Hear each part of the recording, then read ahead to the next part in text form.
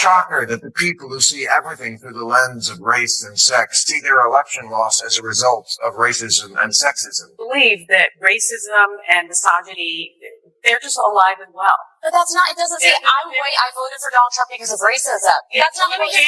What stat are you talking? The moment Bill Maher started talking, the entire panel on the View practically short-circuited. One blunt reality check about the left's obsession with identity politics, and it was like someone slammed the panic button. Sunny Hostin erupted into one of her signature tirades, snapping at anyone who dared to disagree, while Whoopi tried to play referee before things completely went off the rails. You could feel the tension crackling through the screen. The election spin machine stalled out live on air. This wasn't a conversation. It was a political pileup in slow motion. And Maher was the spark that blew it all wide open. Buckle up, that wasn't just a segment. It was a warning shot. Daytime TV just went nuclear. Okay, and finally, someone must tell the usual suspects on the far left that the saying is, when you're in a hole, stop digging, not keep digging. Talk about doubling down on in the first place. Even the one concession I've heard a few people on the losing side offer, that liberals should stop saying that Trump voters are stupid, comes with a kind of unspoken parentheses. We know they are stupid, just don't say it.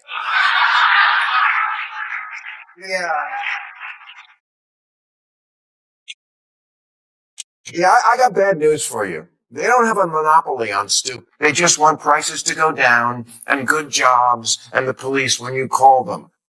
Well, if he's right, then why didn't people vote for the former prosecutor who actually had policy plans to help the working class? I mean, again, I got my popcorn. I don't know why people did what they did. I see all these reasons, and so, okay. Let's be real. Maher wasn't wrong. The left loves to blame identity politics backlash every time they lose. But they're the ones pumping it into every conversation like it's oxygen.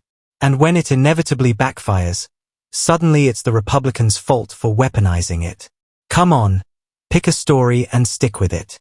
Even giving Whoopi and Sunny every ounce of benefit of the doubt, pretending Kamala Harris has some secret grand strategy hidden up her sleeve, the truth doesn't change. Voters didn't see results. Same with Biden. Plenty of speeches, not much to show for it. They had power. They had time. And yet they still act like outsiders railing against the system they've been running.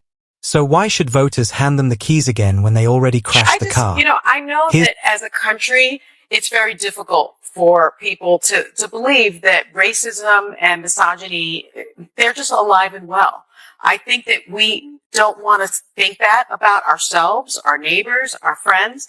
But it's my lived experience tells me that it does still exist, even if your lived experience doesn't tell you that it exists. And, the facts support that. I think we have a graph. If you look at there's a clear racial divide in who voted for Trump as opposed to who voted for Kamala Harris. It's very clear. It's not only clear by race, but it's also clear by education. And so the notion somehow that is not true. This is by education. Those who attended college voted for her at a higher degree than those that didn't. And I've said that. Let me just finish. And so I've said that before, and there was so much backlash because I think it's an uncomfortable, inconvenient truth. It's the uncomfortable truth no one on that panel wanted to face. The identity argument falls apart the moment you look at the numbers. Biden outperformed Harris in 2020. That alone shatters the idea that race or gender is what's holding anyone back. This isn't about identity, it's about results. Voters aren't craving symbolism. They're craving competence. They're not picking hashtags. They're reacting to grocery prices that keep climbing and a border crisis they can see with their own eyes. Keep ignoring that, and your base won't rise up in protest. They felt like, I think the biggest common denominator in this election is people want a good life and ability to provide for their family. And whether we agree or not with Donald Trump's plans, they thought that he was reflective. One of the poorest demographics in this country, but they voted for Kamala Harris. But there was a split, and more of them voted for Donald Trump than had historically. I think that there's such a desire. If you really think the vast majority of this country voted because of racism and misogyny, you're missing it. Most of my a family, a lot of my family doesn't have college but degrees. The stats are the stats. But that's not, it doesn't say I voted for Donald Trump because of racism. That's not what what stat are you talking about? Yes, you can. Hold on. Calm down. Everybody just take a breath.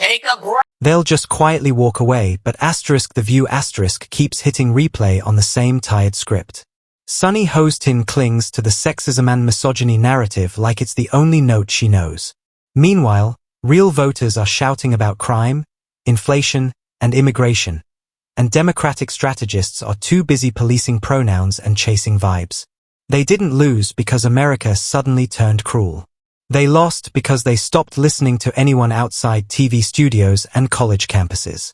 Elections aren't won through grievance theater. They're won through vision and clarity. And right now, that folks see everything through the lens of racism and sexism. Not everything. But if you're not seeing racism and sexism in America, then you need to clean your lenses. Yeah. Because, this is something that I also find interesting, that when Democrats and liberals talk about race or sexism, it's immediately labeled as identity politics, which has a negative connotation. It's a term that Republicans have coined, and it's been very effective. But when Donald Trump goes to Miami and talks to Cubans, that's not identity politics. When Donald Trump goes to Dearborn, Michigan and promises Arabs something, that's not identity politics. When he goes to Jews. the left's message is about as clear as a mumbling Biden soundbite. Republicans, meanwhile, are doing something shockingly simple: showing up, speaking plainly, and actually listening. Trump figured out early that straight talk beats polished talking points every time.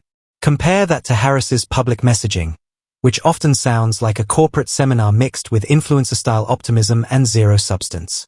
The left's outrage at Maher wasn't surprise, it was fear. Not fear that he was wrong, but fear that he voiced what millions quietly believe. Instead of asking why people are tuning out, they go after the person daring to say it out loud. So here's the real question. Was Maher just stirring the pot? Or was he saying the truth everyone else is too scared to touch? Drop your take in the comments, and don't forget to hit like and subscribe for